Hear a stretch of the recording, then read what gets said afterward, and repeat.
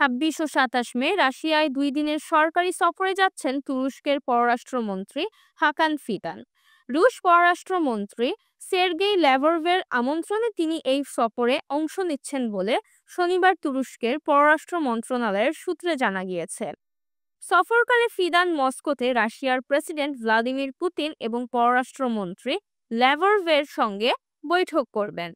আলোচনা হবে দ্বিপাক্ষিক বাণিজ্য, জ্বালানি, পর্যটন সহ বিভিন্ন খাতে সহযোগিতা ও সম্পর্ক জোরদার বিষয়ে। পররাষ্ট্র মন্ত্রণালয়ের সূত্র অনুযায়ী তুরস্ক ও রাশিয়ার মধ্যকার কৌশলগত সম্পর্কের সার্বিক পর্যালোচনা এবং পারস্পরিক স্বার্থ সংশ্লিষ্ট নতুন সম্ভাবনা নিয়েও আলোচনা হবে।